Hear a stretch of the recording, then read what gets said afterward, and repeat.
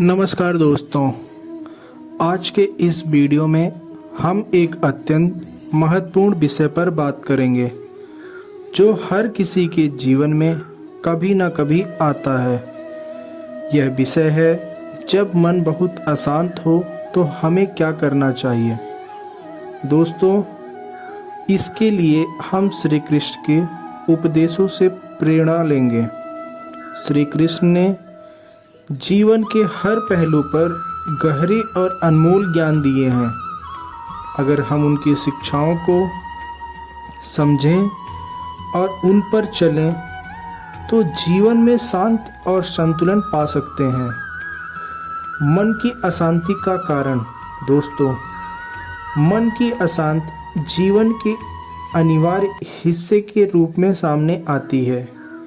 यह अशांति कई कारणों से उत्पन्न होती है, जैसे पारिवारिक समस्याएं, कैरियर संबंधित तनाव या व्यक्तिगत जीवन में संघर्ष।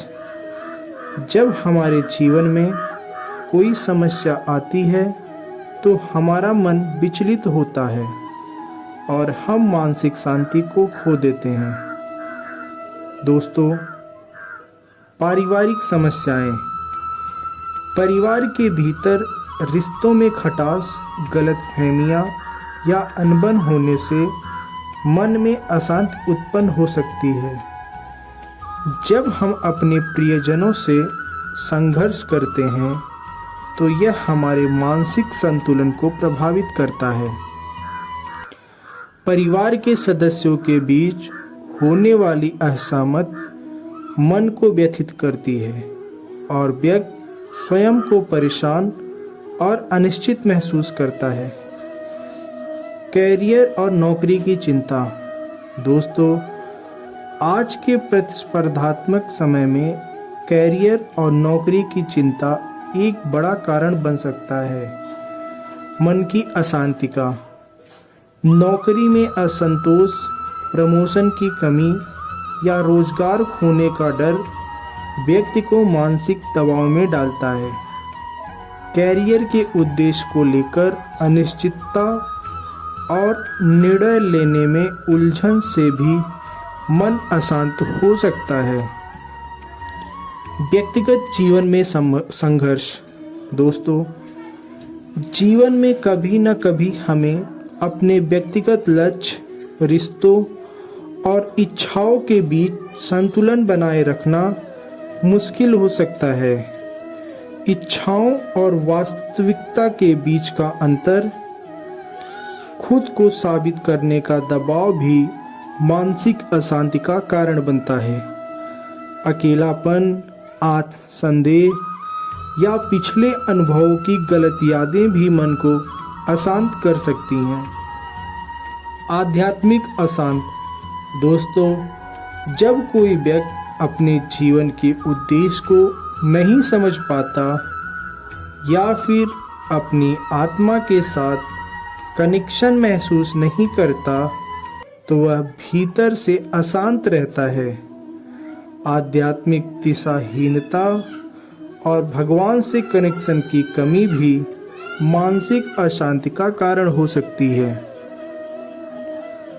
श्री कृष्ण ने गीता में हमें बताया है, सर्वधर्मान परित्यज्य मामेकं शरणं व्रज। इसका अर्थ है कि हमें अपने सभी कर्तव्यों और समस्याओं को भगवान के चरणों में समर्पित कर देना चाहिए। जब हम अपनी समस्याओं को भगवान के हाथों में सौंपते हैं तो वह हमारे मन को शांति और संतुलन प्रदान करते हैं। भगवान पर विश्वास और समर्पण से हम मानसिक अशांति को दूर कर सकते हैं और जीवन में शांति प्राप्त कर सकते हैं। श्री कृष्ण की शरण में जाने का महत्व। दोस्तों, भगवान श्री कृष्ण ने गीता में कई बार यह कहा है कि वह अपने भक्तों के लिए सदैव उपलब्ध रहते हैं। उनका आश्रय, शरण या उन्हें समर्पण करने से हमें न केवल शांति मिलती है बल्कि जीवन के सभी पहलुओं में आत्मविश्वास भी प्राप्त होता है। जब हम श्री कृष्ण की शरण में जाते हैं तो हम अपनी चिंताओं और परेशानियों को भगवान के ऊपर छोड़ देते हैं और यह हमें मानसिक शांति और संतुलन प्रदान करता है।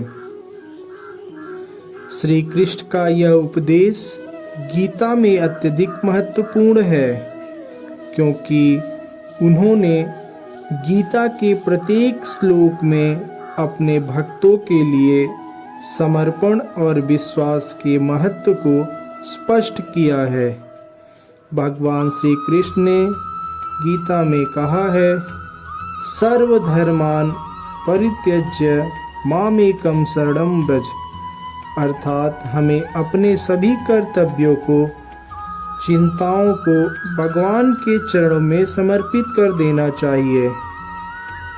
जब हम भगवान के पास जाते हैं तो वह हमारे मन की अशांति को शांति में बदल देते हैं।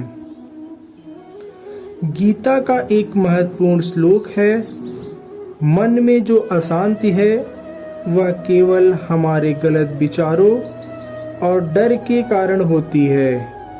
जब हम कृष्ण के प्रति विश्वास रखते हैं तो हमारी मानसिक स्थिति संतुलित रहती है। यह श्लोक यह स्पष्ट करता है कि हमारे मन की अशांति का मुख्य कारण हमारे अपने गलत विचार, डर और भ्रम होते हैं। जब हम भगवान श्री कृष्ण पर विश्वास रखते हैं और उनकी शरण में जाते हैं तो हम इन डर और गलत विचारों से मुक्त हो जाते हैं और हमारे मन में शांति की स्थिति बनती है। दोस्तों, श्री कृष्ण की शरण में जाने से हम न केवल मानसिक अशांति से मुक्ति प्राप्त करते हैं बल्कि जीवन के प्रत्येक पहलू में संतुलन और आत्मविश्वास भी महसूस करते हैं। भगवान पर विश्वास और समर्पण हमारी जीवन यात्रा आसान और शांतिपूर्ण हो जाती है। भक्ति और ध्यान का महत्व। दोस्तों, अगर हम मानसिक शांति और संतुलन की तलाश कर रहे हैं तो भक्ति और ध्यान सबसे प्रभावी उपाय है। श्री कृष्ण ने गीता में कई बार भक्ति और ध्यान के महत्व को स्पष्ट किया है। भक्ति और ध्यान के माध्यम से हम अपने मन को नियंत्रित कर सकते हैं और अपनी मानसिक अशांति को दूर कर सकते हैं। श्री कृष्ण ने कहा है, सच्ची भक्ति वह है जिसमें मन, वचन और क्रिया एक हो। इसका अर्थ है कि भक्ति केवल शब्दों तक सीमित नहीं है बल्कि यह हमारी सोच और कार्यों में भी प्रकट होनी चाहिए। जब हमारा मन, वचन और क्रिया भगवान के प्रति समर्पित होते हैं तब हम सच्ची भक्ति को महसूस करते हैं और यह हमारे जीवन में शांति और संतुलन लाती है। ध्यान का महत्व। दोस्तों, ध्यान एक ऐसी साधना है जिससे हम अपने मन को स्थिर और शांत कर सकते हैं। श्री कृष्ण ने गीता में बताया है कि ध्यान से मन को नियंत्रित किया जा सकता है और मानसिक अशांति को दूर किया जा सकता है। जब हम कृष्ण के नाम का जप करते हैं या उनका ध्यान करते हैं तो हमारा मन उनके दिव्य स्वरूप में लीन हो जाता है और हमारी मानसिक उलझनें धीरे धीरे समाप्त हो जाती हैं। ध्यान से न केवल मानसिक शांति मिलती है बल्कि आत्मिक शुद्धता भी प्राप्त होती है। भक्ति का प्रभाव। भक्ति से हमारे मन में प्रेम और संतोष का भाव पैदा होता है। जब हम कृष्ण के प्रति भक्ति में लीन होते हैं तो हमारी सभी चिंताएं और डर समाप्त हो जाते हैं और हमें आंतरिक शांति मिलती है। भगवान के नाम का जाप या उनका ध्यान करने से न केवल हमारी मानसिक अशांति दूर होती है बल्कि हम जीवन को एक नए दृष्टिकोण से देखना शुरू करते हैं। भक्ति और ध्यान के माध्यम से हम जीवन में सुख, शांति और संतोष पा सकते हैं। भक्ति और ध्यान हमारे जीवन में शांत, संतुलन और मानसिक सुख लाने की शक्तिशाली साधन है। जब हम श्री कृष्ण की भक्ति में पूर्ण रूप से समर्पित होते हैं और उनका ध्यान करते हैं तो हमारे मन की अशांति धीरे धीरे समाप्त हो जाती है और हम अपने जीवन में वास्तविक शांति प्राप्त करते हैं। कर्म योग। दोस्तों, श्री कृष्ण ने गीता में कर्म योग के महत्व के बारे में उपदेश दिया है। कर्म योग वह मार्ग है जिसमें हम अपने कार्यों को बिना किसी फल की चिंता किए भगवान के प्रति समर्पण भाव से करते हैं। श्री कृष्ण ने गीता में कहा है, कर्मणे वाधिकारस्ते मा फलेषु कदाचन, अर्थात हमें अपने कर्मों का फल नहीं सोचकर केवल कर्म करना चाहिए। जब हम अपने कार्यों को बिना किसी व्यक्तिगत अपेक्षाओं या परिणामों की चिंता किए बिना करते हैं तो हम अपने मन को शांति प्रदान करते हैं। कर्म योग और शांति। दोस्तों, कर्म योग में जब हम कोई भी कार्य करते हैं तो हमारी मानसिक स्थिति स्थिर रहती है क्योंकि हम कार्य के फल की चिंता नहीं करते। फल की चिंता करने से मन में घबराहट और अशांति पैदा होती है, लेकिन जब हम कर्म को सिर्फ कर्तव्य समझकर करते हैं और भगवान को समर्पित करते हैं तो हम मानसिक संतुलन बनाए रखते हैं। इस प्रकार कर्म योग हमें न केवल कार्य में दक्षता प्रदान करता है बल्कि हमारे मन को शांति और संतोष भी देता है। भगवान के प्रति समर्पण।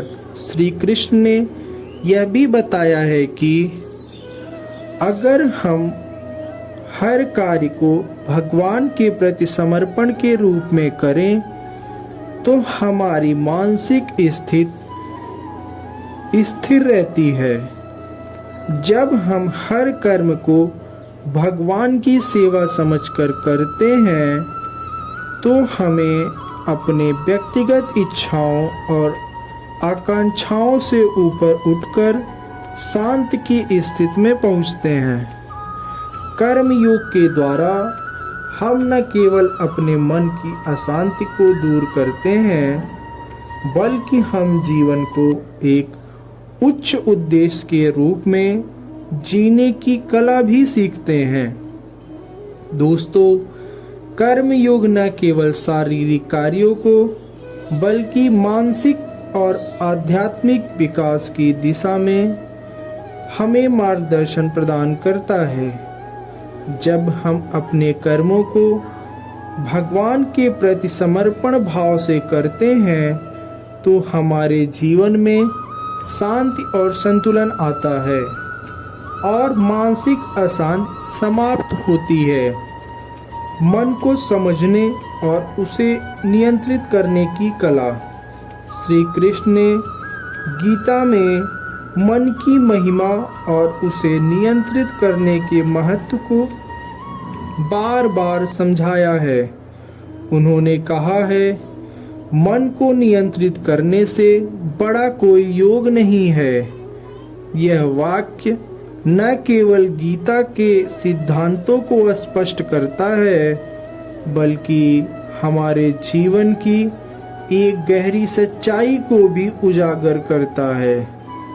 जब हमारा मन अशांत होता है तो हमें उसे समझने की आवश्यकता होती है, क्योंकि मन ही वह स्रोत है जो हमारी मानसिक स्थिति को प्रभावित करता है।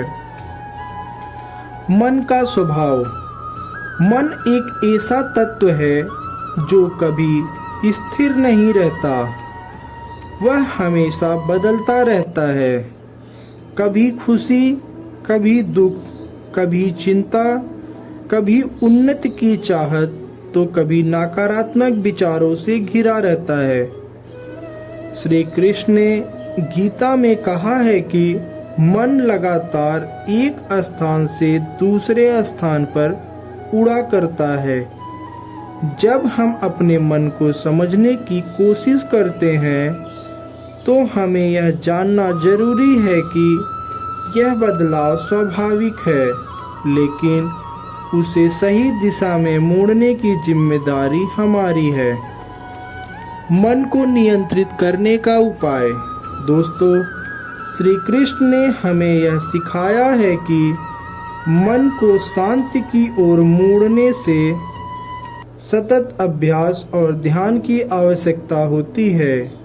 ध्यान और साधना के द्वारा हम अपने विचारों और भावनाओं को नियंत्रित कर सकते हैं। मन की स्थिरता के लिए हमें नियमित ध्यान, प्राणायाम और मानसिक अभ्यास की आवश्यकता होती है। जब हम इन विधियों को अपनाते हैं तो धीरे धीरे हम अपने मन को शांत और नियंत्रित कर सकते हैं, जिससे हमारी मानसिक अशांति दूर होती है और आत्म संतुलन मिलता है। मन को नियंत्रित करना और उसे शांति की दिशा में मोड़ना एक कला है, जिसे श्री कृष्ण ने गीता में बताया है।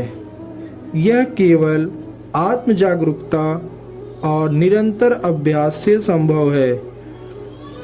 जब हम अपने मन को समझते हैं और उसे सही दिशा में नियंत्रित करते हैं तो हम मानसिक शांति और संतुलन प्राप्त कर सकते हैं।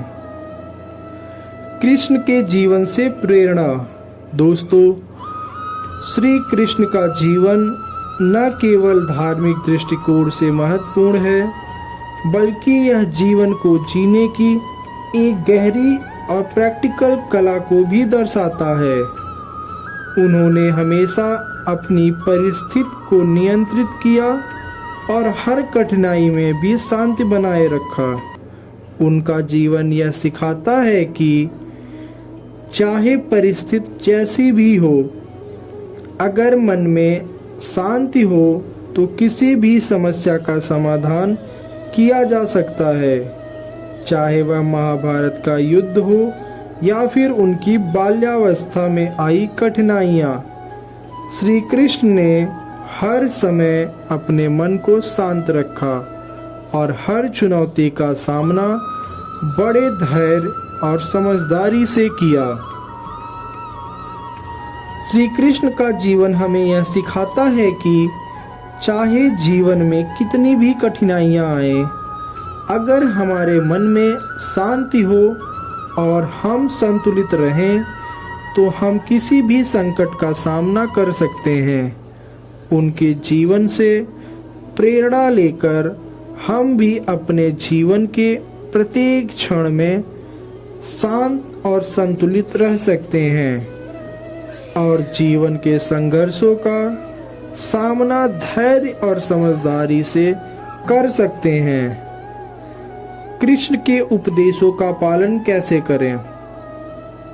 दोस्तों, श्री कृष्ण में गीता में जो उपदेश दिए हैं वे हमें जीवन में शांत, संतुलन और मानसिक स्थिरता प्राप्त करने के रास्ते बताते हैं। उनके उपदेशों को अपने जीवन में लागू करना हमें आंतरिक शांति की ओर अग्रसर करता है। आइए जानते हैं कि हम श्री कृष्ण के उपदेशों का पालन कैसे कर सकते हैं। आध्यात्मिक अभ्यास। श्री कृष्ण के उपदेशों का पालन करने के लिए सबसे पहले हमें आध्यात्मिक अभ्यास की आवश्यकता है। श्री कृष्ण ने गीता में कहा है, हमें अपने दैनिक कार्यों को नियमित रूप से और भगवान के प्रति समर्पित भावना से करना चाहिए। हम हर दिन कुछ समय भक्ति और ध्यान में बिताकर अपने मन को शांति की ओर मोड़ सकते हैं। जब हम श्री कृष्ण के मंत्रों का जाप करते हैं या उनके रूप का ध्यान करते हैं तो हमारा मन तनाव और चिंता से मुक्त होकर शांति की ओर बढ़ता है। यह अभ्यास हमारी आत्मिक स्थिति को ऊंचा करता है और हमें जीवन के प्रत्येक पल में कृष्ण के करीब महसूस करने में मदद करता है। समर्पण। श्री कृष्ण ने गीता में हमें बताया है कि समर्पण का महत्व क्या है। हमें अपने हर काम को भगवान के लिए करना चाहिए, बिना किसी स्वार्थ के। श्री कृष्ण के उपदेशों का पालन करके हम अपने जीवन को शांत, संतुलित और समर्पित कर सकते हैं। आध्यात्मिक अभ्यास, समर्पण और सकारात्मक सोच से हम अपने मन को नियंत्रित कर सकते हैं और शांति की ओर अग्रसर हो सकते हैं। श्री कृष्ण की टेक्निक को जीवन को आसान और मानसिक शांति से भरपूर बनाती है। मन की अशांति को दूर करने के साधन। दोस्तों, हमारे जीवन में मन की अशांति अक्सर विभिन्न कारणों से उत्पन्न होती है, जैसे तनाव, चिंता और नकारात्मक विचार। लेकिन श्री कृष्ण के उपदेशों के अनुसार हम कुछ साधनों का पालन करके अपने मन को शांत और स्थिर कर सकते हैं। प्राकृतिक वातावरण में समय बिताना, योग और प्राणायाम करना, सकारात्मक संगत का चुनाव करना, ये सभी ऐसे साधन हैं जिनसे हम अपने मन की अशांति को दूर कर सकते हैं। श्री कृष्ण के उपदेशों के अनुसार जब हम इन साधनों को अपनाते हैं तो हम अपने जीवन में शांत और संतुलन पा सकते हैं और मन की अशांति से मुक्ति प्राप्त कर सकते हैं। दोस्तों, जब भी हमारे मन में अशांति हो तो हमें कृष्ण के उपदेशों को याद करना चाहिए। उन्होंने हमें जीवन में शांत और संतुलन पाने के कई उपाय बताए हैं। भक्ति, ध्यान, सकारात्मकता और कर्म योग जैसे उपायों से हम अपने जीवन को संतुलित और शांत बना सकते हैं। दोस्तों, यह वीडियो उन सभी लोगों के लिए एक प्रेरणा होगा जो अपने जीवन में मानसिक शांत और संतुलन की तलाश कर रहे हैं। श्री कृष्ण के उपदेशों को जीवन में लागू करने से हम किसी भी परिस्थिति में शांत और संतुलन पा सकते हैं। अगर आपको यह वीडियो पसंद आया हो तो कृपया इसे लाइक करें, शेयर करें और चैनल को सब्सक्राइब करना ना भूलें। साथ ही अपने विचार और अनुभव हमें कमेंट से बताएं। श्री कृष्ण के उपदेशों से प्रेरित होकर हम सभी अपने जीवन में शांति और संतुलन पा सकते हैं। जय श्री कृष्ण।